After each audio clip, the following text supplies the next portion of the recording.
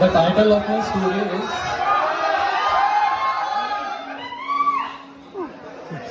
मुझे तुम्हें एक खत लिखना है। Will you be my friend बोलूं या क्या तुम मुझसे दोस्ती करोगी, कुछ समझ नहीं आ रहा। तो बात कुछ ऐसी है कि आज स्कूल में मुझे एक न्यू कमर दिखी। हमारे स्कूल में गेम्स पीरियड 2 डिविजन्स का साथ में होता था और हमारा प्लेग्राउंड थोड़ा छोटा था, तो अक्सर हमारी बॉल यहाँ वहाँ गिरते रहती थी। और उस दिन वो जाके गिरी दूसरे डिवीजन वाले एक लड़की के पास। हल्की सी सांवली थी, आंखों पे मोटे चश्मे और लंबे बालों की 2 चोटियां। यूनिफॉर्म उसका बेहद साफ था, तो इतना तो मैं समझ चुका था कि ये पक्का कोई न्यू कमर है।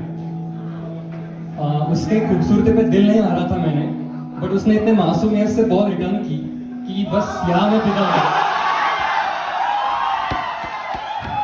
अब बात तो किसी भी सूरत में करनी थी, तो मैंने स्कूल के बाद साइकिल स्टैंड पे उसका इंतजार किया। कुछ देर बाद वो वहां पे आई और जैसे मुझसे गुजरी, मैंने बहुत हिम्मत करके कहा, सुनो। वो मेरी तरफ मुड़ी और कहा, हाँ न्यू कमर। उसने कहा, हाँ मेरे पापा का ट्रांसफर हुआ है। ओ तो मिड से में आई हो तो कुछ हेल्प लगे पढ़ाई में तो बोलना। उसने कहा, हाँ हेल्प तो चाहिए। तुम्हारे टीचर की संस्कृत ना मुझे बहुत समझ नहीं आती, तो तुम्हारे नोटबुक मिल जाती तो अच्छा होता। मैंने कहा, हाँ हाँ क्यों नहीं, ठीक है कल स्कूल के बाद देता हूँ। जो लाइट के स्पीड से मैं घर गया और सीधा जाके नोटबुक लेकर बैठ गया। पूरे 2 घंटे लगे मुझे नोटबुक का अंडरलाइन करने में। चैप्टर नेम्स को बोल्ड कर दिया, नया कवर चढ़ाया और वो बैटमैन के स्टिकर को लगाकर आज तक की मेरी बेस्ट हैंडराइटिंग में अपना नाम लिखा। लेकिन तब याद आया कि उसका नाम तो पता ही नहीं। तो एक तरकीब लगाई, एक ब्लैंक पेपर की पर्ची ली और उस पर लिखा, hey newcomer, I know Shakespeare said what's there in name, but फिर भी तुम्हारा नाम क्या है? और इस पर्ची को मेरी किताब के बीचों बीच रख के मैंने उसे दिया। फिर अगले दिन उसी टाइम उसी जगह उसने मेरी बुक रिटर्न की। घर जाने तक का सब्र कहाँ था मुझ में, तो मैंने साइड में जाके वो पर्ची पढ़ी ली। नाम बताया था उसने उसका और लिखा था, thanks Yash, you don't mind me calling you Yash ना। और उसके साथ एक स्माइली भी था। उस स्माइली से बड़ी स्माइल लेके पूरे रास्ते में घर पहुंचा। सब अच्छा लग रहा था। अपने नाम पे इतना गौर कभी नहीं किया होगा मैंने जितना उस दिन किया। अब एक नया बहाना जो मिल गया था, इजाजत और इंतजार दोनों का। इजाजत उससे दोस्ती करने की और इंतजार दोस्त बनाने का। तो मैंने फिर एक पर्ची ली और उस पर लिखा, देखो मैं कोई लेखक नहीं, पर लोग कहते हैं अच्छा लिख लेता हूँ। बास्केटबॉल खेलना तो नहीं आता, बट क्रिकेट में स्कूल को जितवाया है। हैंडराइटिंग पे मत जाना, स्कूल का टॉपर हूँ। कमियां खामियां कमजोरियां कामयाबियां सब बता दिया है तुमने, तो क्या हम दोस्ती कर सकते हैं? दे तो दिया था उसे खत, पर सच मानो तो वो रात मेरी जिंदगी की सबसे लंबी रात थी। ये इज़हार भी क्या चीज है यार, इसे करने से पहले चैन नहीं मिलता और करने के बाद भी सुकून नहीं। मैंने दोस्ती के लिए पूछा था, बट प्यार भी तो दोस्ती है ना। करवटें बदलते जैसे तैसे मैंने रात गुजारी और अगले दिन स्कूल पहुंचकर उसने मेरी पर्ची रिटर्न की और उसके साथ एक टॉफी भी थी। अब सवाल इस बात का था कि ये चॉकलेट इकरार की खुशी का है या इनकार की माफी का। तो मैंने साइड में जाकर वो पर्ची पढ़ी ली। उसने लिखा था, अरे ये भी कोई कहने की बात है। हाँ रंग हल्का सा सांवला है मेरा, बट दोस्तों की परछाई बन के रहती हूँ।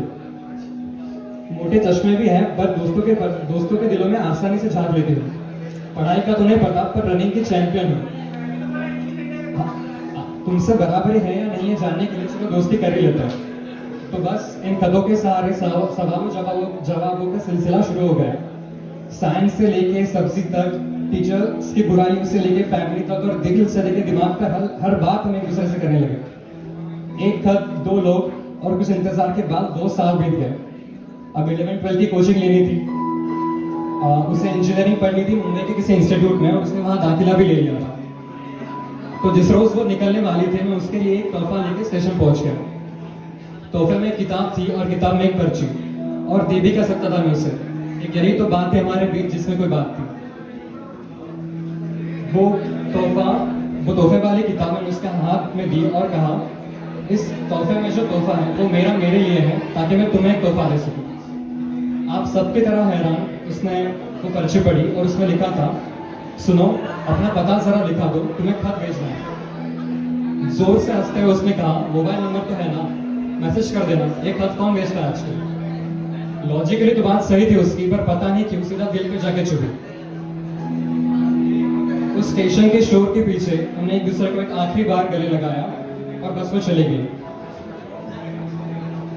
उस स्टेशन के शोर में एक अजीब सी खालीपन था। उसके जाने का गम तो था, पर ये तकलीफ शायद उसकी नहीं थी।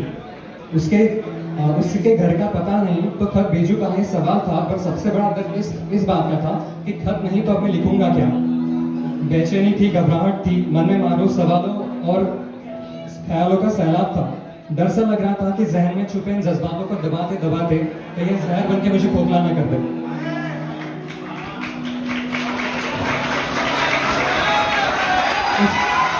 उस रात कई पहलुओं के बाद मुझे एक बात समझ आई कि ये दर्द मेरा मेरी खतों से दूर होने का था। उससे मोहब्बत करते करते मुझे अपने खतों से इश्क हो गया था। एहसास उसके शब्दों का था, मगर आदत अपनी स्याही से लग गई थी। लम्हे एहसासों से खूबसूरत होते हैं माना, पर जिंदगी तो हम आदतों के सारे जीते हैं ना। तो बस अपनी इसी आदत को मैंने अपनी ताकत बना ली और उस दिन से आज तक बस लिखता गया। अब मैं अपने लिए लिखता हूँ, दिल में और डायरी में। एक चीज काफी कॉमन है दोनों में, दोनों के पास बैक स्पेस का ऑप्शन नहीं। एक बार गलती कर ली तो जिंदगी भर के लिए उसमें कैद हो जाती है। आज भी किसी बुरे वक्त का पन्ना खोल के देखता हूँ तो उसमें आंसू से सिकुड़े हुए शब्दों के सिलवटों में अपना गम महसूस करता हूँ। व्हाट्सएप के इमोजीज के पीछे के आंसू कहाँ ढूंढूं? डायरी में रखी इन पुरानी तस्वीरों की खुशियाँ इंस्टाग्राम के पोस्ट में कैसे देखूं? मुझे टेक्नोलॉजी से कोई शिकायत नहीं, मशीनों से कैसे गिले शिकवे। शिकायत हो तो इस बात से ही कि क्या हमारे लिखने से किसी का उसे पढ़ना इतना जरूरी हो गया है? वक्त बचाने के चक्कर में हम एक दूसरे को वक्त देना ही भूल गए हैं। दुनिया पास रह गई माना, पर दिल और दिमाग का अंतर बढ़ गया है। पर मैं अपने इस वजूद को खोना नहीं चाहता, इसलिए मैं आज भी लिखता हूँ। कुछ पुराने पन्नों में सुकून ढूंढता हूँ। जज्बात, शब्द और स्याही, यही अब मेरी हकीकत है। और मरते वक्त कब्र पर बैठे मेरी जिंदगी को नहीं लेके मुझे कोई शिकायत है। शुरुआत है ये तो, अभी काफी कुछ सीखना है। सुनो मुझे तुम्हें खत लिखना है, सुनो मुझे तुम्हें खत लिखना है। वाह वाह।